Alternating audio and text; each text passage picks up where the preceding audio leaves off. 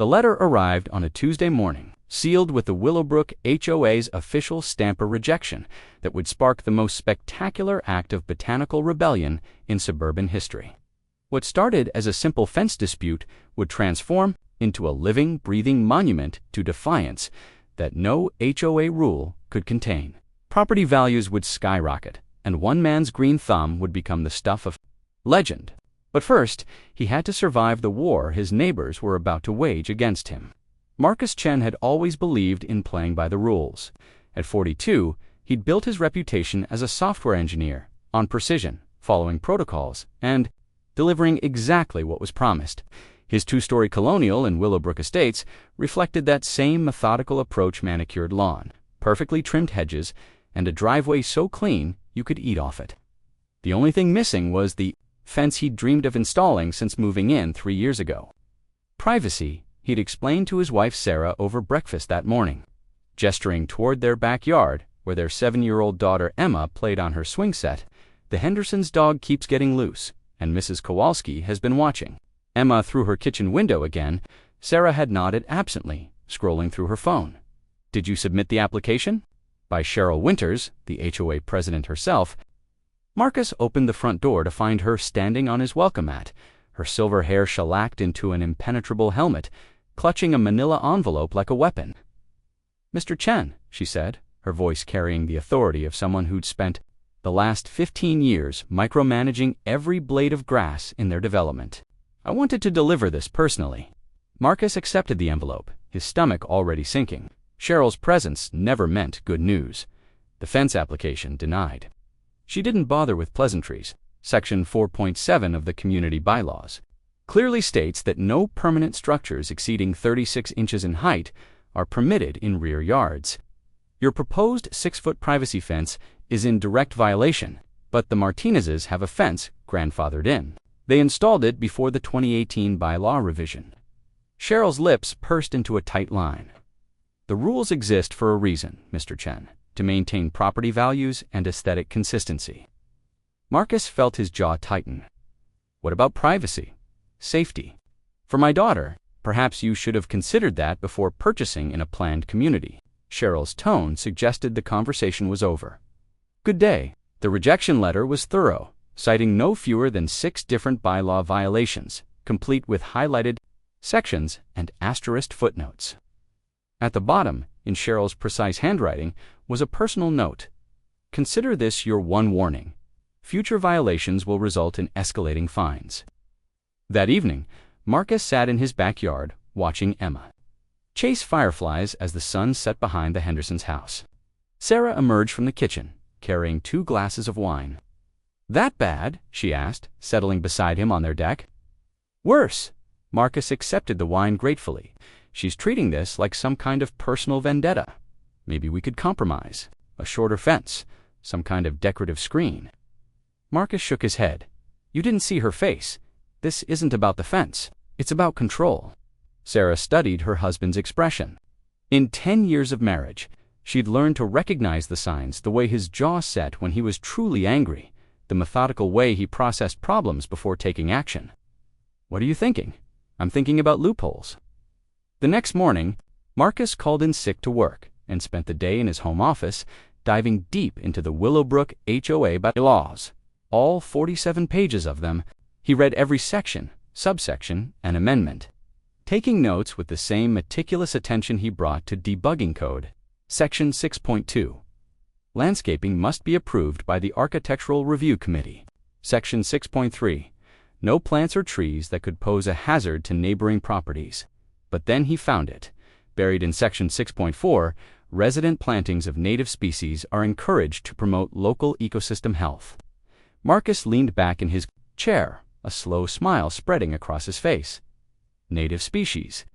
The bylaws didn't just allow them, they encouraged them. That afternoon, he drove to Morrison's Garden Center, a sprawling nursery on the outskirts of town. The owner, Dave Morrison. "Hedge? Huh," Dave said, leading Marcus through rows of towering evergreens. "How tall are we talking?" "As tall as legally possible." Dave's eyes twinkled, dealing with an HOA, Willowbrook Estates. "Ah, Cheryl Winters. Yeah, she's been in here."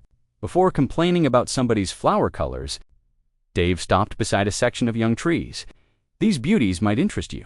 Eastern red cedar, native to our area. Fast-growing, drought-resistant, and they'll hit 15 feet in about 5 years. Marcus ran his hand along the soft needles. How fast is fast-growing? 2 to 3 feet per year, under the right conditions. But that's not the best part. Dave's grin widened. They're native species, protected under county conservation codes. Once they're established, nobody can make you remove them. Define established, 18 months in the ground. After that, they're considered part of the local ecosystem. Dave pulled out his phone, showing Marcus pictures of mature eastern red cedars.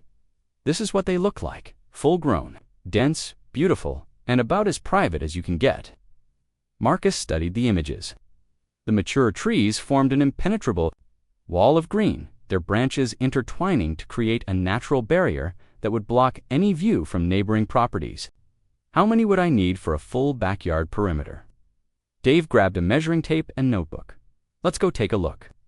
An hour later, they stood in Marcus's backyard, Dave sketching a rough diagram while Emma played nearby. The plan was ambitious. Trees arranged in a double row along the back and side property lines, with strategic gaps for air circulation and growth. This is going to run you about $8,000, Dave said, showing Marcus the calculations. But I can work with you on payment plans. Marcus looked at his daughter, then at the Hendersons' house where their German Shepherd was barking at a squirrel. Mrs. Kowalski's curtains twitched in her kitchen window. When can we start? The delivery truck arrived on a Saturday morning. Rumbling through the quiet streets of Willowbrook Estates like a declaration of war, Marcus had taken the day off, and Sarah had arranged for Emma to spend the day at her grandmother's house. They both knew what was coming. Dave Morrison supervised the unloading, directing his crew with military precision. The trees came in 15-gallon containers, each one already 3 feet tall, with a root system primed for explosive growth. Marcus had done his homework. He had tested the soil, calculated drainage patterns, and even consulted with a local arborist. About optimal spacing. You sure about this? Sarah asked, watching the workers arrange the trees in precise rows. Too late now, Marcus replied, but his voice carried a note of satisfaction. Besides, we're not breaking any rules. These are native species, encouraged under Section 6.4. The first sign of trouble came from across the street. Brad Henderson emerged from his house, still in his pajamas, cell phone pressed to his ear. Marcus couldn't hear the conversation, but he could see the agitation in Brad's gestures. That's not good, Sarah murmured. Mrs. Kowalski appeared at her back fence, her aged face creased with concern. Marcus, dear, what are you doing? Landscaping. Marcus called back cheerfully. Improving the local ecosystem. But it's so ... extensive. Before Marcus could respond, a familiar silver sedan pulled into his driveway. Mr. Chen, she marched across his lawn, her heels sinking into the soft earth. What is the meaning of this? Marcus straightened, meeting her glare with calm determination. I'm planting trees. Don't quote the bylaws to me, young man. I helped write them. Cheryl's voice rose an octave. This is clearly an attempt to circumvent the fence restriction. This is landscaping. 43 eastern red cedars, native to our region, purchased from a licensed nursery and planted in full compliance with all applicable regulations. Dave Morrison approached, wiping his hands on a towel. Ma'am, I've been in business for 30 years. These trees are perfectly legal. Native species protection falls under county jurisdiction, not HOA oversight. Cheryl's face turned an alarming shade of purple. We'll see about that. I'm calling an emergency board meeting. Feel free, Marcus said, but I'd suggest you review Section 6.4 first. Subsection C specifically states that native plantings cannot be restricted without environmental impact studies. As Cheryl stormed back to her car, Sarah moved closer. To her husband, how do you know all this? I've been doing my homework. Marcus watched Cheryl's sedan disappear around the corner. This is just the beginning. The emergency board meeting convened 3 weeks into what the neighbors had begun calling the tree war. Marcus Chen's backyard looked like a military installation. The eastern red cedars stood in perfect formation, their root systems already establishing territorial claims in the rich soil.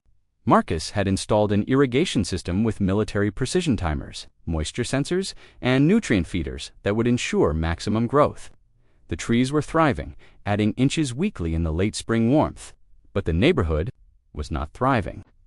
The Willowbrook Estates community Facebook group had exploded into a battlefield of passive-aggressive posts and thinly veiled threats. The latest post from Cheryl Winters herself had garnered 43 comments in 2 hours. Reminder: community standards exist to protect ALL residents. When one person decides they're above the rules, everyone suffers. Board meeting Thursday, 7 p.m. Be there. Marcus scrolled through the comments while drinking his morning coffee. Most were supportive of Cheryl, but a few surprised him. Dave Moore, wife, had posted, "Maybe it's time to question why we need so many rules." A newcomer named Janet Kim had written, "I like the trees. They're beautiful." "Dad, why are people being mean to you?" Emma asked, climbing onto his lap. At 7, she was old enough to sense the tension that had settled over their street like a fog. "Sometimes, sweetie, people don't like it when you do things differently, even when you're not breaking any rules. But the trees are pretty." Marcus hugged his daughter closer. They are pretty, and they're going to get even prettier. That afternoon, Marcus's phone buzzed with a text from Sarah. "Check the mailbox. Hand delivered." The letter was from Peterson, Walsh & Associates, the law firm that represented the Willowbrook HOA. The language was dense and threatening, but the message was clear: cease and desist, or face legal action for willful violation of community standards and environmental destruction. Marcus photographed the letter and sent it to his own lawyer, Janet Chenno Relation. Despite the shared surname, she called back within an hour. "Marcus, this is mostly bluster," Janet said, her voice carrying the confidence of someone who'd spent 15 years fighting municipal battles. "They're claiming environmental destruction while you're actually improving the ecosystem. It's almost laughable. Almost. The problem is resources. They have HOA funds to pay for a legal fight. How deep are your pockets?" Marcus looked out his kitchen window at the growing trees, their branches already beginning to intertwine. "Deep enough. Good, because I think we should go on the offensive. File a countersuit for harassment and violation of your property rights." That evening, Marcus attended the HOA board meeting. The clubhouse was packed beyond capacity, with residents standing along the walls and spilling into the hallway. Tension was palpable. Community divided into 2 camps, with Marcus Chen as the lone soldier on one side. Cheryl Winters called the meeting to order with barely controlled fury. "We're here to address the ongoing violation at 1247 Maple Drive. Mr. Chen, you've been served with a cease and desist order." Marcus stood slowly, enjoying the theatrical moment. "I've also had that order reviewed by environmental attorneys. They found it legally deficient on 17 different points." A murmur ran through the crowd. Tom Stevenson, the retired lawyer on the board, shifted uncomfortably. "Furthermore," Marcus continued, "I've filed a countersuit against the HOA for harassment and violation of my property rights under county conservation statutes." The murmur became a buzz. Cheryl's face went from red to purple to an alarming shade of white. "You can't sue your own HOA," she sputtered. "Actually, I can, and I am." Marcus held up a thick document. "This is a federal environmental impact study I commissioned. It shows that my native plantings will improve local air quality, reduce erosion, and provide habitat for protected bird species. Any attempt to remove them could trigger federal oversight." The room erupted.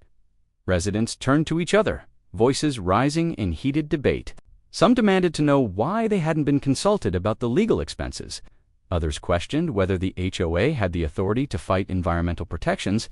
Brad Henderson stood up, his face flushed with anger. "This is about more than trees. This is about one man thinking he's above the community." "No," Marcus replied calmly. "This is about a community that's forgotten why environmental protection matters. These trees aren't just my property improvement, they're a gift, too. The entire neighborhood. Gift." Mrs. Kowalski's voice carried from the front row. "You're blocking our views. I'm creating privacy for my family and improving property values for everyone. In 5 years, when these trees are mature, every house in this neighborhood will be worth more because of the natural beauty they provide." The argument continued for another hour.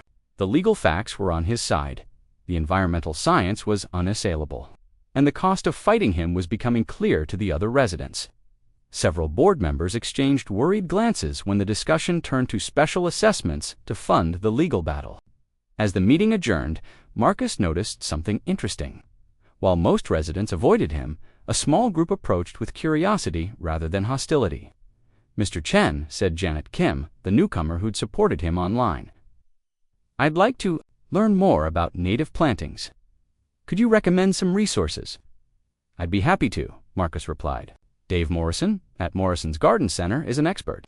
Tell him I sent you." Over the following weeks, something unexpected began to happen. The war that was supposed to isolate Marcus instead began to educate the neighborhood. Janet Kim planted native wildflowers in her front yard. The Petersons installed a rain garden with indigenous plants. Even Mrs. Kowalski, despite her complaints about blocked views, consulted with Dave Morrison about native shrubs for her side yard. But the most significant change was in the trees themselves. Marcus's eastern red cedars had entered their peak growing season, and the results were dramatic. What had been 3-foot saplings were now approaching 6 feet, their branches beginning to form the solid wall Marcus had envisioned. Cheryl Winters, however, was not giving up. If anything, the growing support for Marcus's position made her more determined. She called an emergency board meeting for a Tuesday evening, this time with a surprise guest. "Ladies and gentlemen," Cheryl announced, "I'd like to introduce Dr. Patricia Vance." A certified arborist and environmental consultant, Dr. Vance was a thin woman with steel-gray hair and the bearing of someone accustomed to courtrooms. She clicked through a PowerPoint presentation that challenged every aspect of Marcus's environmental claims. While eastern red cedars are technically native, they can become invasive under certain conditions, she explained. Mr. Chen's planting density exceeds recommended guidelines and could disrupt local ecosystems. Marcus listened carefully, taking notes. He'd expected this hired expert to contradict his environmental argument, but Dr. Vance's presentation had weaknesses. Dr. Vance, Marcus said when she finished, "What's your familiarity with the specific soil conditions and microclimate of Willowbrook Estates? I've reviewed the general regional data, but you haven't conducted soil tests on my specific property." "That wasn't deemed necessary for this assessment." Marcus smiled. "I have conducted soil tests, comprehensive ones, and I've consulted with Dr. Michael Torres from the State University Forestry Department. He's prepared to testify that my planting plan is not only environmentally sound, but represents a model for suburban conservation." The room buzzed with whispered conversations. Tom Stevenson leaned forward. "Mr. Chen, are you prepared to present Dr. Torres's findings?"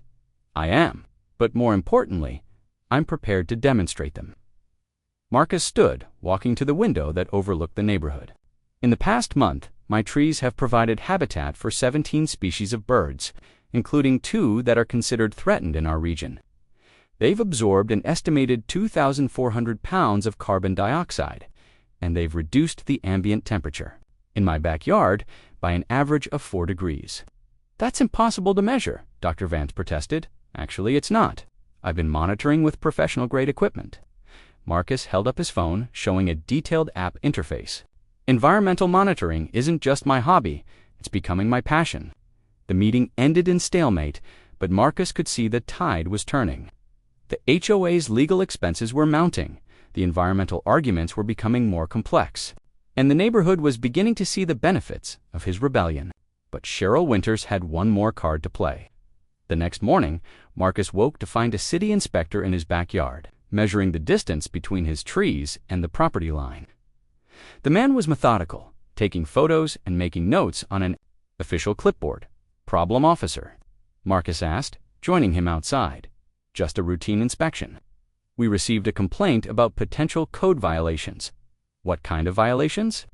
The inspector consulted his paperwork. "Drainage issues. Complaint says your trees might be affecting water flow to neighboring properties." Marcus felt a chill of recognition. This was Cheryl's endgame. If she couldn't stop him with HOA rules or environmental arguments, she'd use city code enforcement.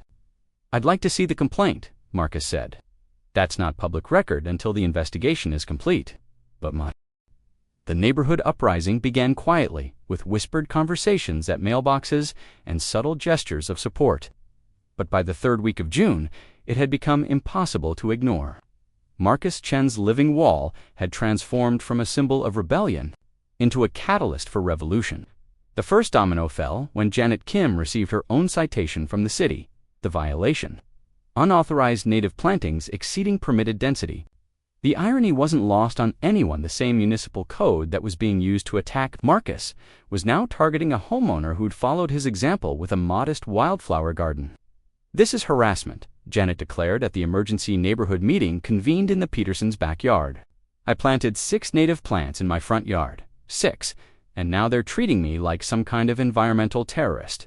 Marcus stood before the assembled crowd, nearly 30 neighbors, more than had ever shown up to an HOA meeting. His trees towered behind him, now reaching 10 feet and creating a magnificent green cathedral that cast dappled shadows across the gathering. "This isn't about my trees anymore," Marcus said, his voice carrying across the yard.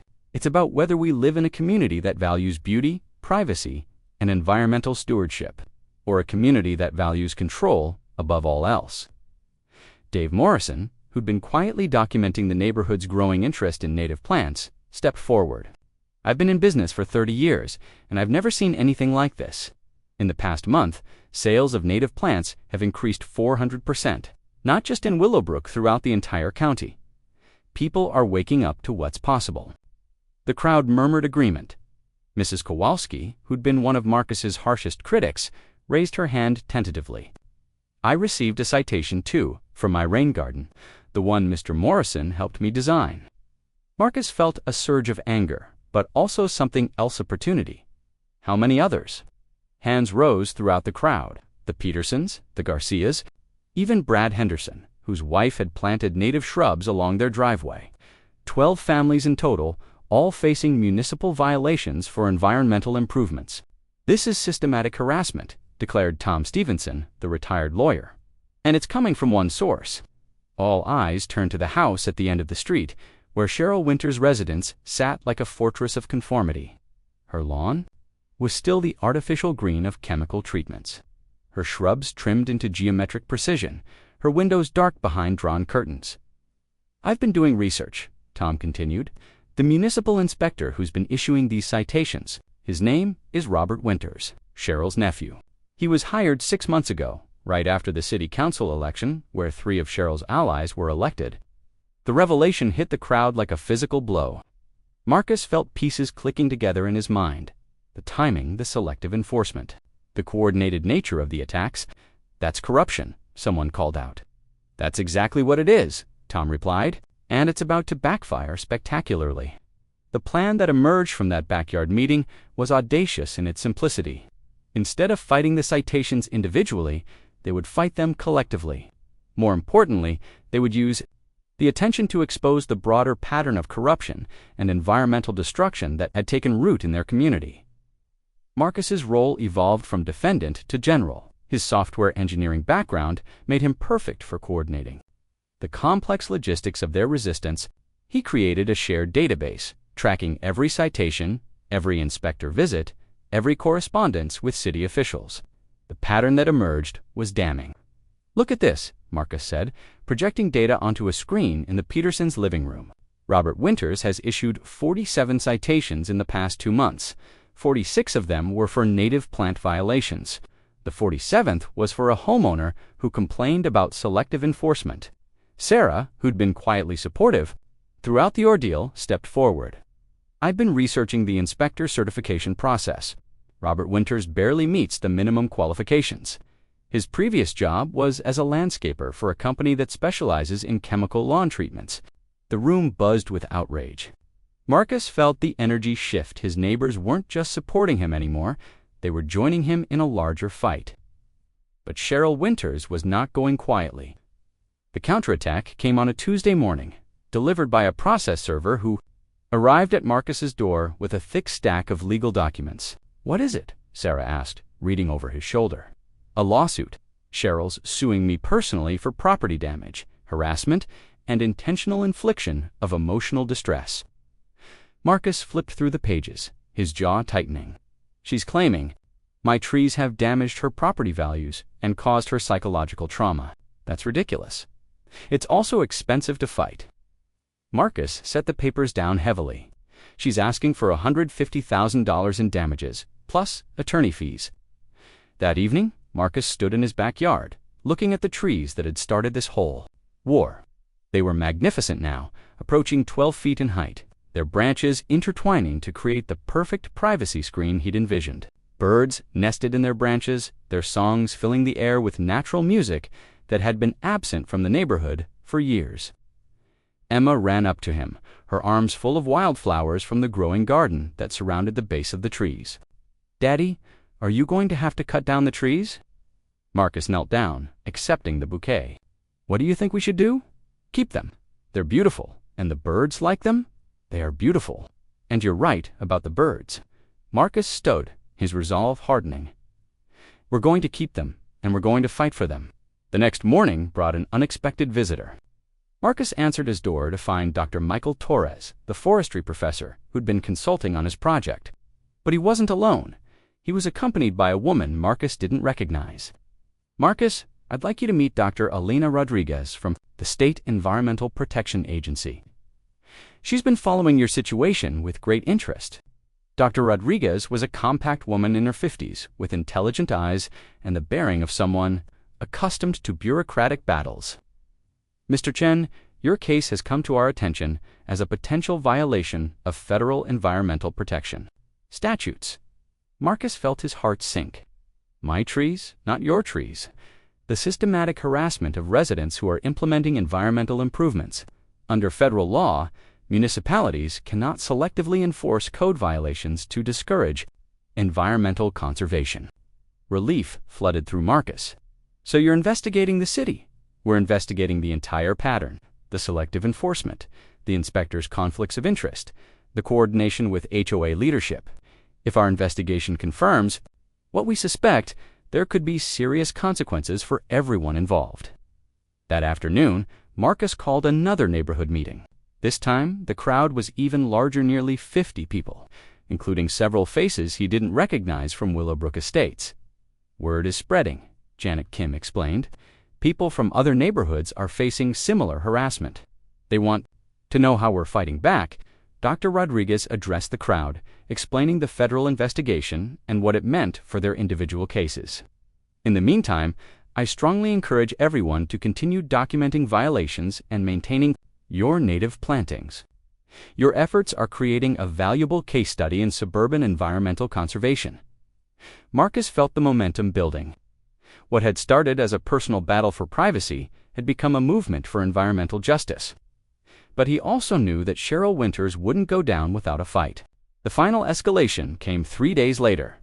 Marcus was at work when Sarah called, her voice shaking with rage. They cut down Janet Kim's wildflowers. All of them, while she was at work.